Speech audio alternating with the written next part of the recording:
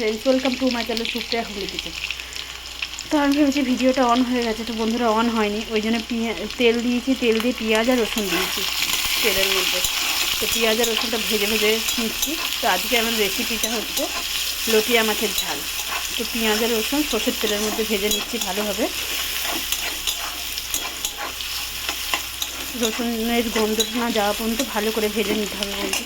আর এখানে আমি লটিয়া মাছ 1 কেজি নিয়েছি, কেটে ধুয়ে নুন মাখিয়ে রেখে দিয়েছি।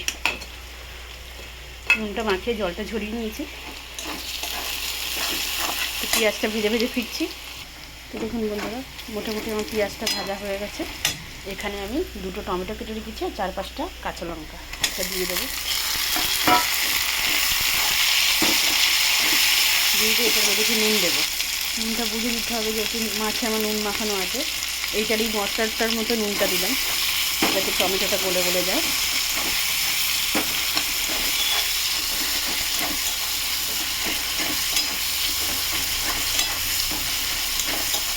টমেটোটা গলে যাক ফিরছি। তো দেখুন বন্ধুরা, টমেটোটা মোটামুটি গলেছে। এরপরে আমি গুঁড়ো মশলাটা দিলাম, লঙ্কার গুঁড়ো দিয়ে দিচ্ছি, যে যেমন ঝাল খাবে,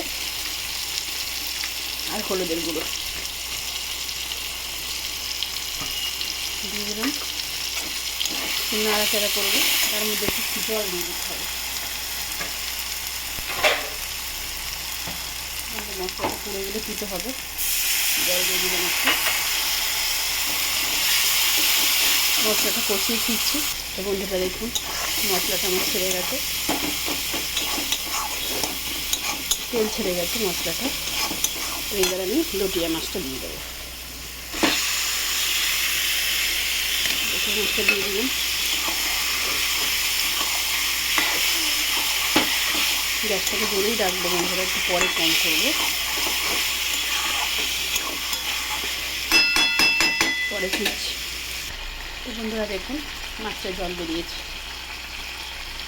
মাছটা জল বেরিয়েছে। তো আমি এখানে একটু সর্ষে আর একটু আদা দিয়ে বেটে রেখেছিলাম, এবার এটা আমি দিয়ে দেবো।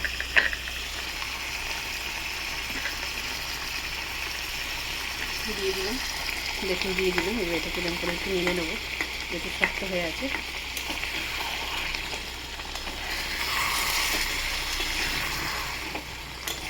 হালকা হাতে নেড়ে নিতে হবে। এমনি লটিয়া মাছ শুষ্ক মাছ, দেখুন বন্ধুরা, ঢাকা দিলে আরও জল বেরোবে। এমনিতে জল বেরোচ্ছে, ঢাকাটা দিলে আরও বেরোবে।